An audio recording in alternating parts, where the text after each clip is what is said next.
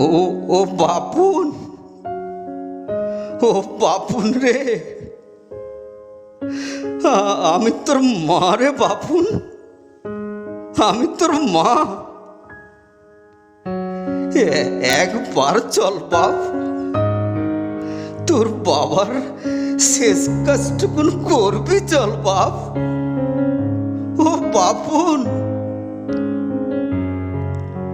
কোনো সাড়া নেই, কোনো শব্দ নেই। শব্দ বলতে যেটুকু, সে হলো আশেপাশের ভদ্রলোকদের একতলা দোতলা বাড়ির দুমদাম দরজা জানলা বন্ধ করার শব্দ। রাত কিন্তু বেশি না, বড়জোর 10টা, 10:30 এরকম। উলুবেড়িয়া পুরসভার 28 নম্বর ওয়ার্ডের লতিফপুরের নতুন পাড়া। খবরটা কি বাতাসে ছড়ালো কে জানে, হলে হয়তো হতেও পারে তাই। তবু হাল ছাড়েনি মহাদেব মিস্ত্রির বউ সতীবালা দাসী। মানুষটার কিন্তু হয়নি কিছুই, করোনা টরোনা কিছুই হয়নি। সত্যি বলতে কি, হওয়ার মতন তেমন কিছুই হয়নি তার। একেবারে লিকপিকে চেহারার দুবলা পাতলা মানুষ, তবে ওই চেহারাতে যা জোর ছিল সে বিশাল জোর। বড় কোনো অসুখ বিসুখে কোনোদিন ভোগেনি সে। মাঝে সাধে রাত বিরেতে একটু একটু বুক ধড়ফড় করত, এই যা। সেদিন হঠাৎ বৃষ্টিতে ভিজে ঠান্ডা লেগে সে এমন হাঁচি কাশি জোটালে, সে একবার শুরু হলে চাইতো না থামতে। তাই দেখে পড়শিরা বলে বেড়ালে, করোনা হয়েছে, করোনা। একদিন দল বেঁধে বাড়ি বয়ে তারা শুনিয়ে দিয়ে গেল, যাই বলো আর তাই বলো বাপু, করোনা রোগীকে ঘরে রাখাটা ঠিক না, একদম ঠিক না। দেখে শুনে সতীবালা তাকে ভর্তি করে দিল হাসপাতালে। ডাক্তারবাবুর অবশ্য রাখেনি বেশি দিন, দিন 2 পরেই দিয়েছিল ছেড়ে। বলেছিল করোনা টরোনা কিচ্ছু না, ব্যামোটা হলো হার্টের ব্যামো। কটা দিন বাড়িতে গিয়ে বিরাম বিশ্রামে রেখো, ওষুধপাতি খাও, তারপর সময় করে আমাদের এখানে একবার দেখে নিয়ে যেও। সেই দেখানো আর হলো কই। এই সন্ধ্যা রাতে বুক ধড়পড় করতে করতে চলে গেল মানুষটা। কি আশ্চর্য দিনকাল, করোনা কালের কি আশ্চর্য দিনকাল। সতীবালা দাসীর বুক ফাটা কান্না শুনে পড়শিরা কেউ একজনও এলো না খবর নিতে।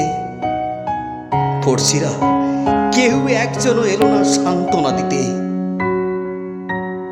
কান্না শুনে তখনই তারা যে যার মতো বন্ধ করে দিল ঘরদোর।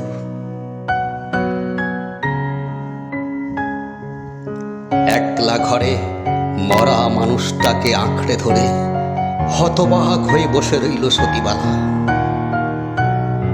পাড়া পড়শিদের বিপদে আপদে হাঁকতে ডাকতে এক কথায় ছুটে যেত মানুষটা। খেতে বসে খাবার ফেলে কতবার গেছে ছুটে, হাসপাতালে, ডাক্তারখানায়, শ্মশান ঘাটে, যে যেখানে ডেকেছে ছুটে গেছে। আজ কারো দেখা নেই, আজ কারো সাড়া নেই। অ্যাসবেস্টাসের ছাউনি দেওয়া 6 ফুট বাই 6 ফুটের ঘরে, পলেস্তারা খসে পড়া বিবর্ণ দেওয়ালে টিমটিমে আলোয় ভেসে উঠল একজনের মুখ, একমাত্র সন্তানের মুখ। বেঁচে থাকতে ওই মুখ আর কোনোদিন দেখবে না বলে পণ করেছিল মানুষটা। লেদ কারখানার কালি ঝুলি মেখে লোহালক্করের মেশিন চালিয়ে দিন রাত খাটাখাটনি করে ছেলেকে মানুষের মতো মানুষ করবে বলে ইংলিশ মিডিয়াম স্কুলে ভর্তি করে কম পয়সা ঢেলেছে। তবু তার হয়নি লেখাপড়া। বখাটে ছেলেদের পাল্লায় পড়ে তার হয়নি কিছুই। শেষমেশ বাপের অমতে হারান মিস্ত্রির মেয়েকে বিয়ে করে ঘর জামাই হয়ে শ্বশুর বাড়ির গলায় ঝুলে পড়েছিল সে। আজ অনেক দোনামোনার পরে সেই ছেলের শ্বশুর বাড়ির দুয়ারে কড়া নেড়ে এক টানা ডেকে যাচ্ছে সতীবালা দাসী, বাপুন, ও বাপুন রে।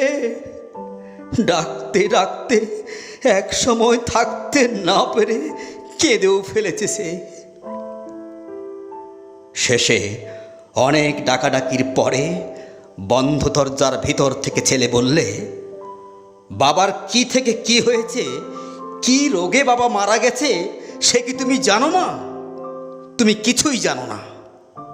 শোনো, বাড়িতে আমার 10 মাসের বাচ্চা, আমি পারবো না যেতে, আমি কোনো মতেই যেতে পারবো না।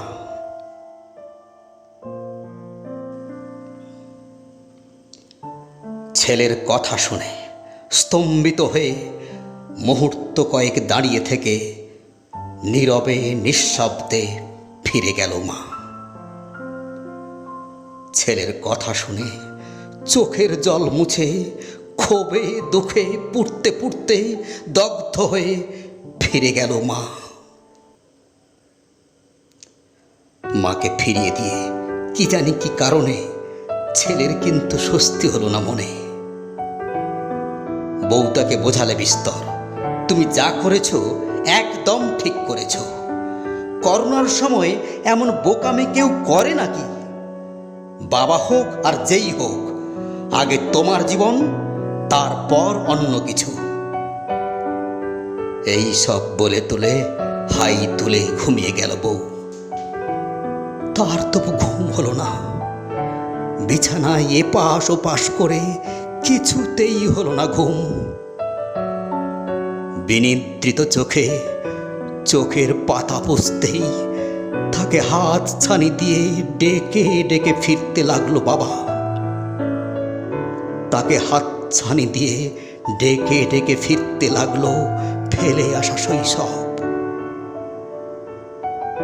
কখনো বাবার কাঁধে রথের মেলায়, কখনো বাবার কোলে নাগরদোলায়, কখনো পুজোর গন্ধে নতুন জামার আনন্দে বাবার হাত ধরে ঠাকুর দেখতে এ পাড়ায় ও পাড়ায়। এসবের মাঝে এক সময় শেষ রাতের ফিকে অন্ধকারে চুপি চুপি বাইরে এসে দুয়ার খুলে বসে রইল সে।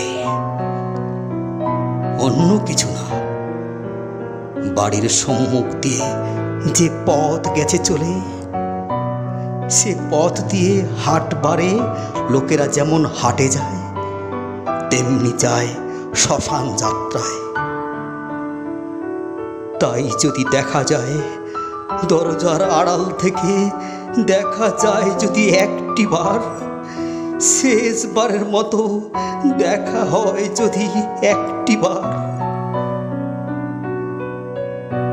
দেখা অবশ্য হয়েছিল তার, তবে সে দেখা অন্য দেখা।